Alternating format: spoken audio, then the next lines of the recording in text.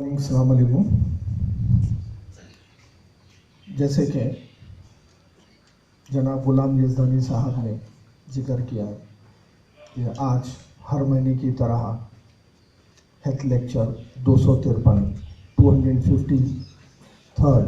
Health lecture organise किया जा रहा है और आज का टॉपिक है epilepsy myths and facts. Epilepsy को अंग्रेज़ी में आम ज़बान में सीजर्स या फीट्स कहते हैं और उर्दू हिंदी में आम ज़बान में या मुर्गी की बीमारी या दौरों का जो मामला होता है उसको कहते हैं। जहाँ तक एपिलेप्सी का ताल्लुक़ है, ये सुपर स्पेशलिटी में है, वो है न्यूरोलॉजी के अंदर। आज के जो स्पीकर हैं वो न्यूरो कंसल्टेंट हैं अपोलो हॉस्पिटल से। न्यूरोलॉजी का जो ताल्लुक़ है वो आपके नर्वस सिस्टम से है और आपके स्पाइन यानी कि रीढ़ की हड्डी से है। और रिसर्च में कहा गया है कि एपिलेप्सी जो फिट्स दौर वगैरह आने की जो बीमारी है, ये न्यूरोलॉजी के अंदर 4th मेजर डिसऑर्डर है। न्यूरोलॉजी में जितने भी बीमारियां हैं उसमें से 4था नंबर एपिलेप्सी का आता है। और इसमें ख़ास बात यह है कि एपिलेप्सी जो बीमारी है उससे शायद कम नुकसान होता है। इलाज नहीं रहने की वजह से, ये इलाज गलत तरीके से करने की वजह से ज़्यादा नुकसान होता है। ये बीमारी का सबसे बड़ा मसला यही है कि या तो इलाज नहीं है या न तो इलाज जो भी कर रहे हैं, जो अभी यज़दानी साहब ने जिक्र किया जिस तरीके से कर रहे हैं उससे नुकसान ज़्यादा है, बीमारी से कम है। मैं समझता हूँ कि 28 सितंबर 2012 को दिल्ली में टाइम्स ऑफ इंडिया में एक मजमून शाया हुआ। टाइम्स ऑफ इंडिया दिल्ली में 28 सितंबर 2012 को वो एपिलेप्सी के बारे में था और हेडिंग थी कि 95% of the Indians who are suffering from epilepsy they do not have the treatment. Hindustan में एपिलेप्सी दौरों का जो मामला है 95% उसका इलाज या तो अवेलेबल नहीं है या हम नहीं करते। ये सब में बड़ा मसला है। और ख़ास बात यह है कि एपिलेप्सी में ये जो मिथ, अंग्रेजी में जो वर्ड है मिथ, गलतफहमियां बहुत ज़्यादा है। अगर आप जाएंगे अखबार में देखेंगे या इंटरनेट पे चेक करेंगे तो बहुत से गलतफहमियां हैं। उसमें नंबर 1 सोचना ये है कि जब भी एपिलेप्सी से जब पेशेंट सफ़र होता है तो हम समझते हैं कि क्या है, ये जिस तरीके के अभी जनाब यज़दानी साहब ने जिक्र किया कि इस तरीके से करने से ठीक हो जाएगा, उस में बड़ी गलती है। उस टाइम पे इलाज इम्पॉर्टेंट नहीं है। उस टाइम पे पेशेंट की जो फिजिकल कंडीशन है, मूवमेंट, उसके ऊपर ध्यान देना चाहिए। अगर उसके ऊपर ध्यान नहीं देंगे तो इसके क्या है मालूम, दूसरे इंजरीज और दूसरे नुकसानात के क्या चांसेस है, एक है। और लोगों का सोचना यह है कि एपिलेप्सी सिर्फ बच्चों को आती है, it's for the kid and children, जो गलत है। इसी तरीके से और गलतफहमी यह है कि एपिलेप्सी एक यानी कि एक हैंडीकैप हो जाता है, आदमी बोल तो माजूर हो जाता है, वो काम के काबिल नहीं रहता, वो नाकारा रहता है। ये बिल्कुल गलत है। और लोगों का और एक गलतफहमी यह है कि जो एपिलेप्सी है, जो इस बीमारी में मुतासिर है, वो लोग काम नहीं कर सकते, वो लोग एक्टिव नहीं रह सकते। ये भी गलत है। तो ऐसे बहुत से गलतफहमियां हैं जिसकी वजह से नुकसान ज्यादा है, ये है।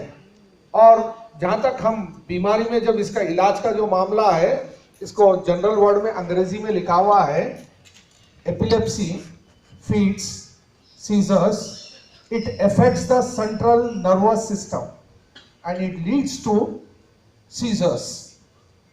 एपिलेप्सी जो आपका जो सेंट्रल नर्वस सिस्टम है, ब्रेन से लेके स्पाइन तक, जहां भी नर्व्स जा रहे हैं उसको अफेक्ट करता है उसकी वजह से दौरे आते हैं। तो ये बीमारी जो है इसके मालूमात नहीं है, और इसके सिम्टम्स क्या है उसके मालूमात नहीं है, उसका ट्रीटमेंट क्या करना चाहिए उसके मालूमात नहीं है। ये नई मालूमात जो है, मालूमात जो नहीं है, इससे नुकसान ज़्यादा है और बीमारी से कम है। तो आज का जो लेक्चर है, यहाँ पर जो टॉपिक है एपिलेप्सी मिथ्स एंड फैक्ट्स, तो हमें ये बताया जाएगा कि इसके गलतफहमियाँ क्या है जिसे हम दूर करना चाहिए, और इसकी हकीकत क्या है। हकीकत यही है कि न्यूरोलॉजी का एक डिसऑर्डर है जो चौथे नंबर पे है, और इसके सिम्टम्स कॉमन नहीं है। एक एपिलेप्सी के जो सिम्टम्स एक आदमी को है तो दूसरे को वही होना जरूरी नहीं है, और इसका कई किस्म का क्लासिफिकेशन है वो जो डॉक्टर साहब बताएंगे। तो ये चीज़ों को हम देखना है। और मिथ्स के अलावा आज के जो टॉपिक है उसमें फैक्ट्स के बारे में भी बातचीत होगी। फैक्ट्स, इसकी हकीकत है क्या। तो मैं समझता हूँ कि आज का जो लेक्चर है हम कई साल से ऑर्गेनाइज कर रहे हैं, मगर इस टॉपिक पे मैं समझता हूँ पहली मर्तबा हम ऑर्गेनाइज कर रहे हैं। और जहाँ तक स्पीकर का ताल्लुक है, डॉक्टर सी राजेश रेड्डी साहब, मैं समझता हूँ कि तकरीबन 100 के करीब बायोडेटास यहाँ पर पढ़ा हूँ, मगर आज जब बायोडेटा मैं देख रहा था तो मुझे इतनी खुशी हुई कि मैं दूसरों से भी बात कर रहा था, और ख़ासतौर से डॉक्टर साहब को मुबारकबाद दिया कि पहली मर्तबा देख रहा हूँ कि यहाँ पर जो स्पीकर आ रहे हैं जिनको एक प्राइम मिनिस्टर का अप्रिसिएशन अवार्ड मिला है।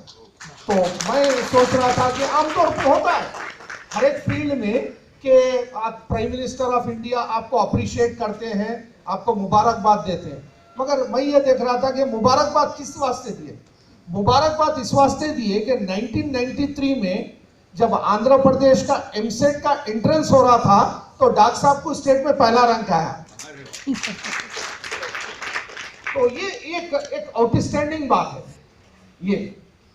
और दूसरी बात, आमतौर पे मैं नहीं देखता हूं कि डॉक्टर साहब का ताल्लुक हैदराबाद से, आंध्र प्रदेश स्टेट से, और एमबीबीएस जो कंप्लीट किए हैं वो उस्मानिया मेडिकल कॉलेज से।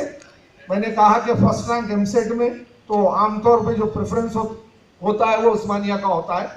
उसके बाद एमडी करे हैं, उसके तकरीबन 10 के करीब स्टेट रैंक आया एमडी में, एमडी जनरल मेडिसिन, वो भी उस्मानिया मेडिकल कॉलेज से किए हैं।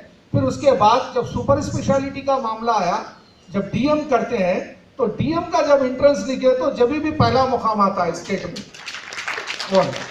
और आप डीएम न्यूरोलॉजी आप उस्मानिया से किए, MBBS Osmania medical college, MD general medicine Osmania medical college, और DM neuro Osmania medical college. मैं समझता हूँ कि रेयर कॉम्बिनेशन है, और जिस तरीके से आपकी पढ़ाई हुई है, और उसके बाद अब senior consultant neurology Apollo hospital jubilee hills में है।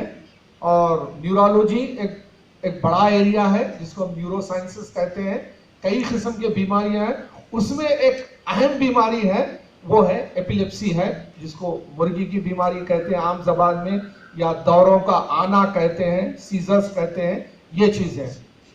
तो हाजरीन, थालियों के गूंज में आज हम डॉक्टर सी राजेश रेड्डी साहब को मदऊ करते हैं, गुजारिश करते हैं कि वो अपना प्रेजेंटेशन पेश करें।